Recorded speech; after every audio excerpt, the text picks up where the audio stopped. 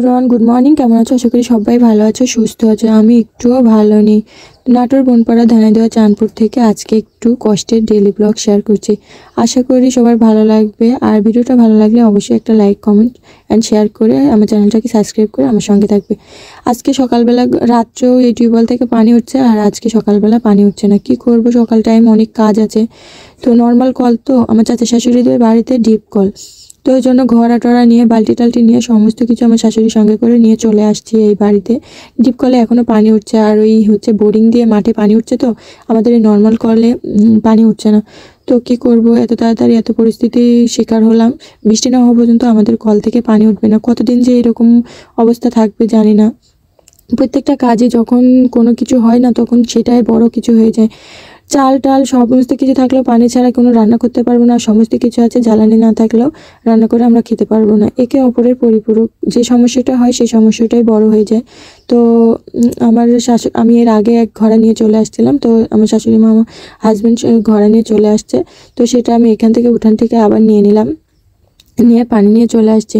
এই সকালবেলা কী যে পরিস্থিতি, আমাদের হচ্ছে টাঙ্কিতেও পানি নিয়েছিলাম গতকালকে, তো ওই পানিটাও আমরা খরচ করে ফুরিয়ে ফেলছি। জানি না যে এই পরিস্থিতি সকাল টাইম হয়ে যাবে। ওই পানিটা থাকলেও আমাদের একটু হেল্প হতো সমস্ত কাজে বাথরুমের।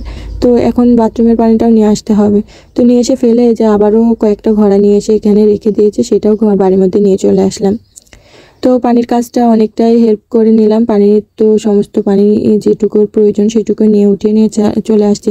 ঘরে তো আরও গরু আছে, গরুদেরও খাবার নিয়ে আসতে হবে পানির। তো 3-4টে গরুরও পানির প্রয়োজন। এতটা পরিস্থিতি খারাপ হয়ে গেল, কি বলবো। আর এখন এই কয়দিন যে কষ্টটা করতে হবে। তো এখন আমি একটু ব্রাশ করে নিচ্ছি। এদিকে আমার শাশুড়ি মা ঝাড়ু দিয়ে নিল। এখন এই নোংরাগুলো ফেলে দিতে হবে, এই জন্য একটু পাট নিয়ে চলে আসলাম, যে একটা চটের উপর করে ওই গামলা ডিশে করে কতবার নিয়ে যাব। ওই জন্য হচ্ছে একটা চট নিয়ে আসলাম, যাতে চটে করে উঠিয়ে এই নোংরাগুলো ফেলে দিয়ে আসতে পারি। এই পেঁয়াজগুলো কাটছিল গতকালকে, তো অনেকেই পেঁয়াজ কাটছিল, আবার বিকেলেও কাটছিল। সারাদিনেরগুলো ফেলে দিয়ে আসছিলাম, তো বিকেলে কেউ এসেছিল, তো রান্না টান্না করতে গিয়েছিলাম, তো ওই জন্য আর এই নোংরাগুলো ফেলে দিতে পারিনি। তো এখন সকাল টাইমে ফেলে দিলাম। তো আমি ওই বেসিংয়ে চাল টালগুলো ধুয়ে নিলাম, আর এখন তো টাঙ্কিতে পানি নেই, তো বেসিংয়ে চাল ধুয়ে নিতে পারছি না, তো ঘোড়াতে পানি নিয়ে আসছে। তো ওই ঘোড়ার কলসিতে ওই পানি দিয়ে চাউলগুলো ধুয়ে নিলাম। চাউলের কি সমস্যা হয়েছে জানি না, এই বছরে এই সমস্যাগুলো হলো।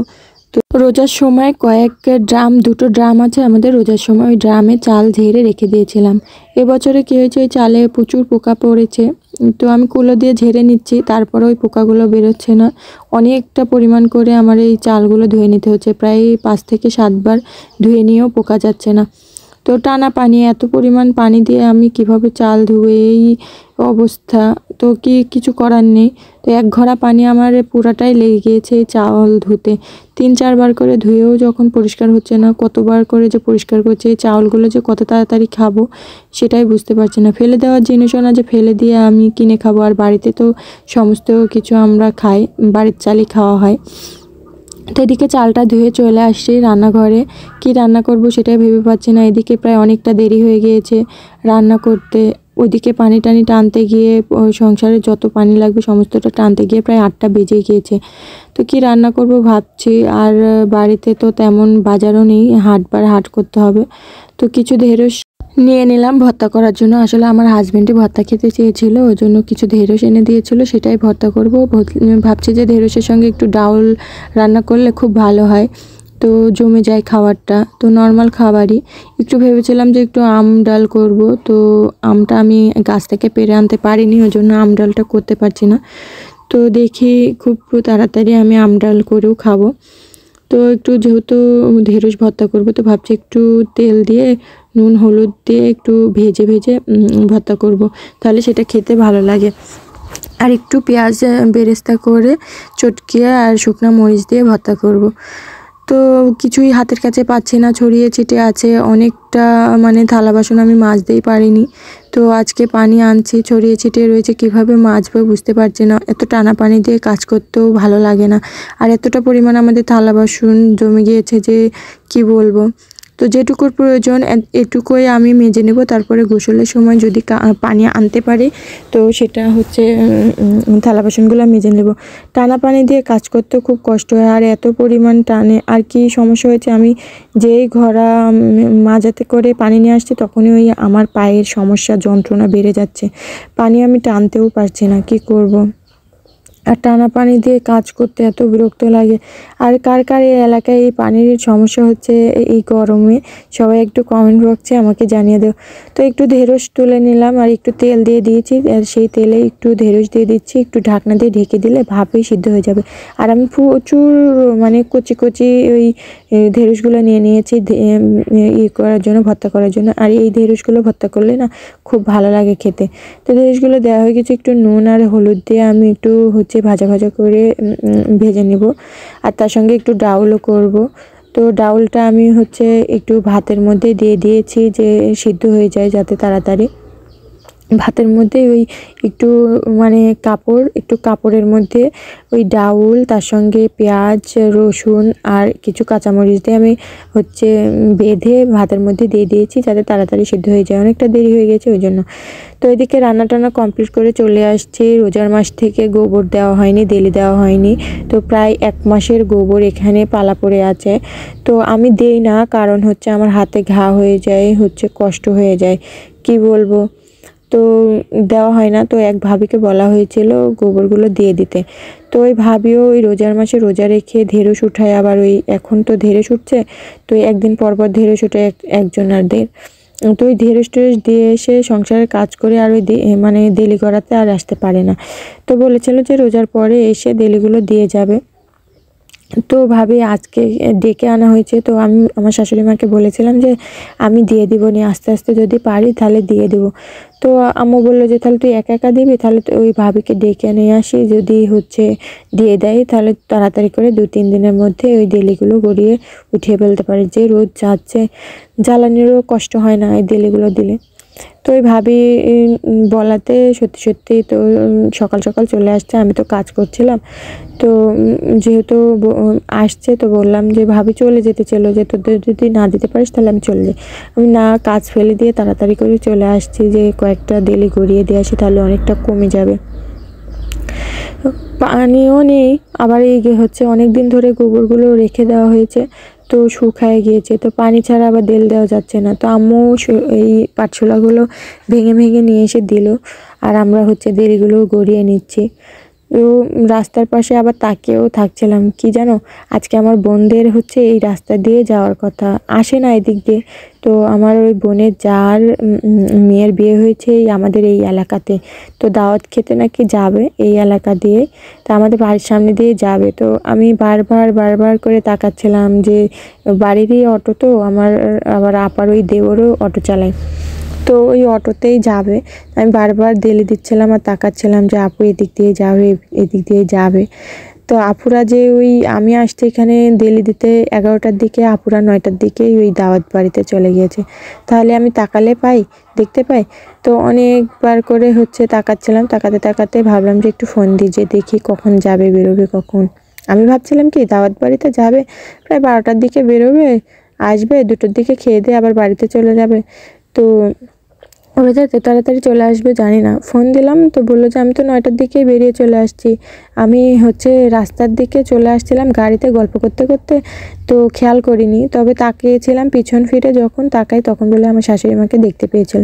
তো ফোন দিয়ে বললাম যে তাহলে যখন যাওয়ার সময় অনেক কজন আসবে যাটা নিয়ে সবাই মিলে, তো যাওয়ার পথে বাড়িটা অন্তত দেখে যাবে, খেয়ে আসছে, খাবে না তো নাস্তা পানি দিব একটু। তো কি হয়েছে, আসছিল কিন্তু অনেক কজন, প্রায় 20-25 জন মতো আসছিল, কিছু খায়নি। পানি চেয়েছিল, আমি পানি দিয়েই শুনতে পাচ্ছি না, কারণ কি পানি বাড়িতে নেই। আমি বলেছি আপু জানিস আমার বাড়িতে পানি নেই, পানি টেনে টেনে খেতে হচ্ছে। তো ও বলেছে যে ইলার বাড়িতে পানি নেই। তো আসছিল, এই ঘোড়াতে পানি রেখে দিয়েছি, পানি গরম হয়ে গিয়েছে। ভাগ্যিস আমি ফ্রিজে অনেক কয় বোতল পানি রেখে দিয়েছিলাম, তো ওরা আসার পরই আমি সেই পানিগুলোই ঢেলে দিচ্ছিলাম। আবার নাস্তা জোগাড় করছি, পানি দিচ্ছি, নাস্তা তো ওরা খাবে না বলছে, খাবে না, তারপর আমি জোগাড় করছি, পানি দিতে পারছি না। তো যখন দেখলাম যে খাবেই না, তখন ওই ফ্রিজের পানিগুলো বের করে সবার হাতে বোতল দিয়ে দিলাম, তারপরে জগে পানি পুরোপুরি গ্লাস দিয়ে দিলাম। তো ওরা খাওয়া দাওয়া পানিগুলো খেয়ে তাড়াহুড়ো করে চলে গেল। আবার অনেকটা পথ বাড়িতে যেতে হবে, দাঁড়ালো না। আরও অনেক কজন এসেছে, তো ওরা সবাই মিলে থাকলো না। তো ভাবির ডেলিগুলো দেওয়া হয়ে গিয়েছে, ওই ভাবির ডেলিগুলো ওখান থেকে সরিয়ে দিলাম, এক জায়গায় পালা পড়ে গিয়েছে, তো দিতে আর পারছে না, ওই জন্য ভাবির ডেলিগুলো একে একে একটু হাতে করে সরিয়ে দিলাম। ওই রাস্তার পাশে আর দেওয়া আছে, তো ওই বাঁশ বাঁধা আছে, ওটাকে আর বলে, তো ওই আরেই ভাবির ডেলিগুলো নিয়ে গিয়ে আবার সরিয়ে দিল। তো ভাবির ডেলিগুলো দেওয়া হয়ে গিয়েছে, আমারগুলো এখানে পালা পড়ে গিয়েছে, কিন্তু আমি এই পাশে যেহেতু নড়তে চড়তে পারছি না, তো ওখানেই পালা দিয়ে রেখেছি, তারপরে ডেলিগুলো দিয়ে নিচ্ছে।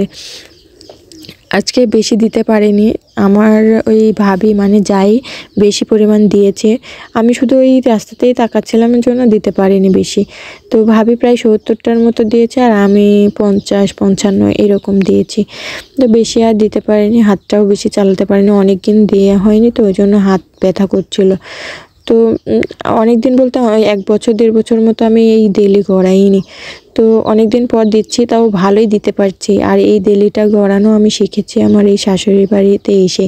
আমাদের এলাকাতে কি হয়, ঘুঁটে দেয়, ছোট ছোট করে বল বল করে ঘুঁটে দিয়ে মাচাতে করে নেড়ে দেয়, আর আমি এখানে এসে দেখি যে ডেলি দেয়। আসলে আমাদের এলাকাতে তো কোনো পাঠশালা নেই, আর এদিকে পাঠশালা হয়, পাট হয়, আর এখন পাট বুনছে, ধান কাটা হয়ে গিয়েছে, মানে চৈতালি ফসল উঠে গিয়েছে, আর এখন পাট বুনছে মাটি সবাই। আর কিছুদিন পরও আবার পাট উঠবে, পাটের শাক খাওয়া হবে, কত কিছু। গ্রামে থাকতেও কত ভালো, কিন্তু প্রচুর প্রচুর পরিশ্রম করতে হয়, এটাই সমস্যা। তো যাই হোক, টেলিগুলো গড়ানো আমাদের কমপ্লিট। ভাবি বললো আজান পড়ে গিয়েছে, আর আজকে শুক্রবারের দিন, তো এটা শুক্রবারের দিনকার ব্লগ, তো আজকে আপলোড করছি আমি। তো শুক্রবারের দিন তুই এখন একটু পরে এই রাস্তা দিয়ে নামাজে সবাই লোকজন বেরোবে, তো বলল যে আর ডেলি দেওয়ার প্রয়োজন নেই, চল আমরা চলে যাই। তো বললাম ঠিক আছে, আর দিব না, যেহেতু আজকে শুক্রবারের দিন। সত্যি সত্যি অনেকে রাস্তা দিয়ে যাবে, আর একবারে রাস্তার ধারে বসে পড়েছি, তো কী করব, গোবরগুলো এই রাস্তার ধারেই দেওয়া হচ্ছিল। যেহেতু ভাবি দিচ্ছিল, ভাবি মুরব্বী মানুষ, ওই দিলে তো রাস্তার পাশে থাকলে সমস্যা নেই, আর আমি বউ মানুষ, রাস্তার পাশে দিব না জন্য দেইনি। আর এখন যেহেতু ঢালা হয়ে গিয়েছে এখানে, তো এখানেই ডেলিগুলো দিয়ে নিলাম। তো ডেলিগুলো কিছু দিয়ে নিয়ে আরও একটু, তো ভাবি বললো যে এখনও সময় আছে, কবলে আজান পড়লো, তাহলে চল আবার একটু দিয়ে নিই। ওই জন্য উনিও আবার গোবর সরিয়ে ছেনে নিচ্ছে পানি দিয়ে। তো কি বলবো, কিছু করার নেই। ভাবিও একবার বলছে চল উঠে যায়, আবার বলছে যে চল একটু দিয়ে নিই। তো দিলাম, যেহেতু দিচ্ছে, আর তিনি দিলেই আমি দিতে পারবো, তাড়াহুড়ো করে দিয়ে নিলাম। ওদিকে ডেলিগুলো গড়ানো হয়ে গিয়েছে, প্রায় দুজন মিলে 200টার মতো ডেলি গড়ানো হয়ে গিয়েছে। তো ডেলি গড়াইয়ে চলে আসছি, আব্বুরা এই রসুনগুলো রোদে দিয়েছে, আগামীকালকে বিক্রি করবে, ওই জন্য। তো ডলে নিতে হবে। এই রসুনের একটা ঝামেলা, প্রতিদিন কাটতে হয়, কেটে আবার রোদে দিতে হয়, রোদে আবার দিয়ে সেই চোচাগুলো, ময়লা নোংরাগুলো ফেলে দিতে হয়, দিয়ে ঝেড়ে টেরে আবার পরিষ্কার করে তারপরে বিক্রি করতে হয়। পেঁয়াজের আর ওই সমস্যা নাই, পেঁয়াজ শুধু মাঠ থেকে এনে কেটে একটু হালকা রোদে দিয়ে মানে ফ্যান দিয়ে উড়িয়ে বিক্রি করা হয়। আর এটার এই যে ঝামেলা, ডলতে হয়, কাটতে হয়, পরিষ্কার করতে হয়, কত ঝামেলা এই রসুনের। এজন্য রসুন আমাদের মাঝে মধ্যে আমার শাশুড়ি মারা বলে যে রসুন করতে হবে না। তো রসুনেরও যে পরিমাণ দাম যায়, আমাদের কৃষকদের তো এই রসুন ছাড়া, পেঁয়াজ ছাড়া তো চৈতালি ফসল থাকলে কি হয়, ওই 1 মণ 2 মণ করে বিক্রি করে সংসার চালিয়ে যায়। তো সংসার চালানোরও তো একটা বিষয় থাকে, ওই জন্য এই রসুনগুলো করে।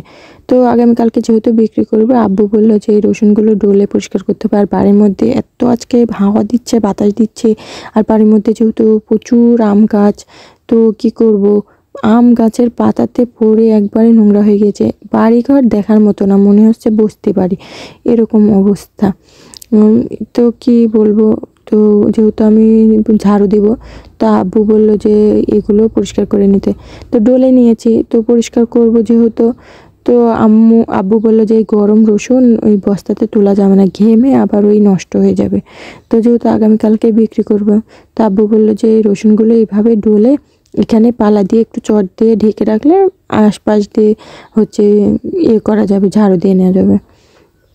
ওই জন্য হচ্ছে রসুনগুলো ডলে ওখানে পালা দিয়ে রেখে দিলাম।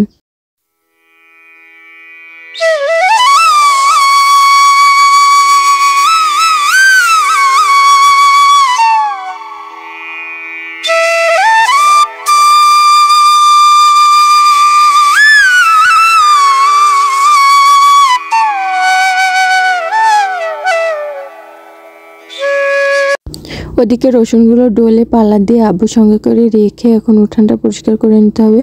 ওই যে সবাই পেঁয়াজ কাটছে, ওই চাতালে না পেঁয়াজ রেখে দেওয়া হয়েছে। আমাদের সমস্ত মাঠের পেঁয়াজ চাতালে উঠিয়ে প্রত্যেকটা ঘরে ওই বাঁশ দিয়ে চাতাল করা হচ্ছে।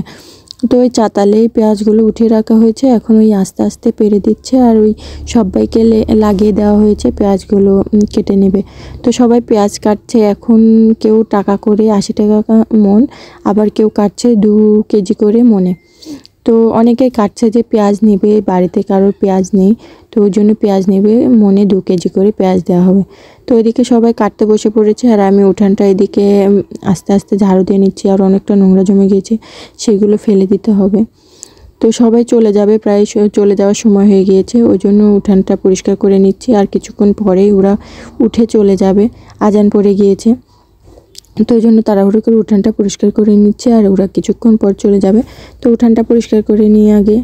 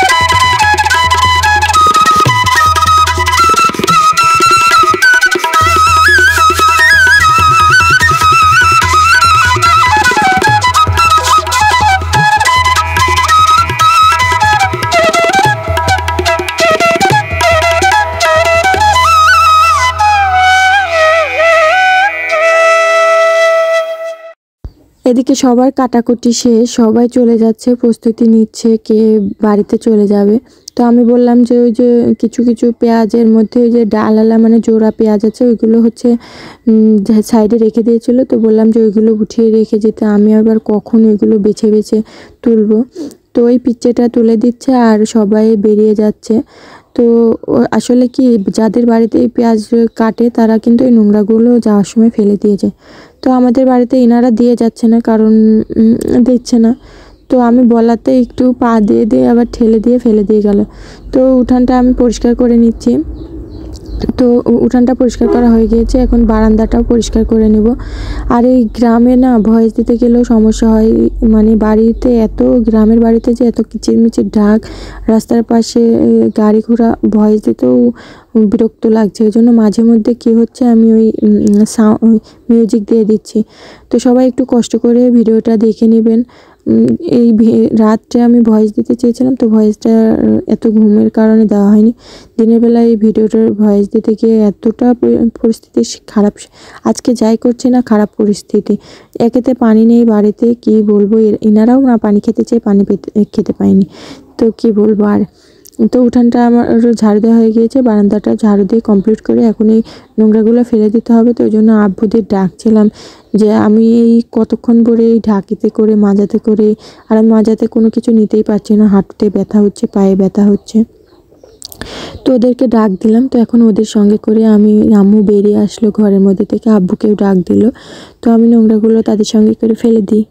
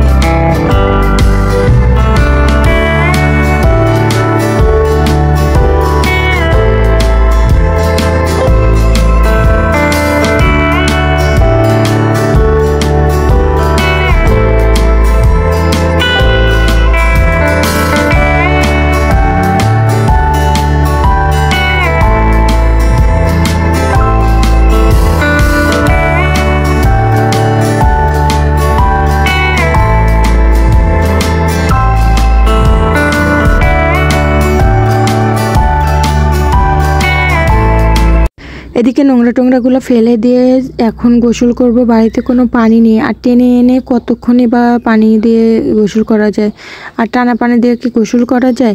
এই যে গরমে একটু বেশি পরিমাণে যে পানি দিয়ে গোসল করব সেটারও পরিস্থিতি নেই। তো ওই জন্য কাপড় চোপড় নিয়ে চাচি শাশুড়ির বাড়িতে চলে আসছি। এখানে এসে গোসলটা করে নিলাম, নিয়ে ভাবছি যে এখানে কাপড় চোপড়গুলো নেড়ে দিয়ে যাই। আর ওই যে কাপড় চোপড়গুলো দেখছো আমি সরিয়ে দিলাম, সেটা হচ্ছে আমার শাশুড়ির যে কাপড় চোপড়। উনি গোসল করে চলে গিয়েছেন অনেকক্ষণ আগেই, নামাজ পড়েছেন তো, আর আমার তো নামাজ হয়নি। তো ওই জন্য হচ্ছে চাচি শাশুড়ির বাড়িতে ওই কাপড় চোপড়গুলো নেড়ে দিয়ে গেছিলো, শুকিয়ে গিয়েছে। তো ওইগুলো সরিয়ে ভাবছি যে এখানেই দিয়ে যাই, বিকেলে যখন আবার পানি নিতে আসবো তখন উঠিয়ে নিয়ে চলে যাব। ওই জন্য এখানেই গোসল করে কাপড় চোপড়গুলো নেড়ে দিয়ে চলে যাব। এই যে পরিস্থিতি, মনে হয় কতদিন যে বৃষ্টির জন্য সবাই একটু দোয়া করো, আমরা ভাই একটু হচ্ছে শান্তিতে থাকতে পারি, বৃষ্টি হলে তো ভালো হবে। তো ওই জন্য ওই যে কাপড় চোপড়গুলো মেলে দিয়ে চলে আসছি বাড়িতে এসে এতটা পরিমাণ খিদে পেয়ে গিয়েছে, সকালবেলা সেভাবে খাওয়া হয় না, হালকা ওই বিস্কুট আর ওই হালকা রুটি টুটি খেয়েছিলাম। তো ওই জন্য এত খিদে পেয়েছে যে এখন হচ্ছে ডাউল নিয়েছি বেশি পরিমাণে, আর ঢেঁড়স ভাতা নিয়েছি, যাতে ঢেঁড়স দিয়ে মাখালে আর চাবিয়ে খেতে না হয়, যাতে গিললেই নেমে যায়। ওই জন্য হচ্ছে একটু ভাত নিয়ে নিয়েছি, তার সঙ্গে ঢেঁড়স নিয়ে নিয়েছি, ডাউল নিয়ে নিয়েছি, নিয়ে খেয়ে নিলাম। আশা করি আমার আজকের এই কষ্টের ভিডিওটা সবাই দেখেছে, আর সবার অবশ্যই একটু দোয়া প্রার্থনা রইল যে সবাই যেন বৃষ্টির জন্য দোয়া করে, যাতে আমরা টিউবওয়েলের পানি তাড়াতাড়ি পেয়ে যাই। তো ভিডিওটা আজকের মতো এখানেই। সবার ভিডিওটা ভালো লাগলে লাইক কমেন্ট শেয়ার, আবারও কিছু লাইক কমেন্ট শেয়ার, সাবস্ক্রাইব আমার চ্যানেলটার সঙ্গে থাকবে। আশা করি সবার ভালো লেগেছে। তো ভিডিওটা আজকের মতো এখানেই। বাই, খোদা হাফেজ।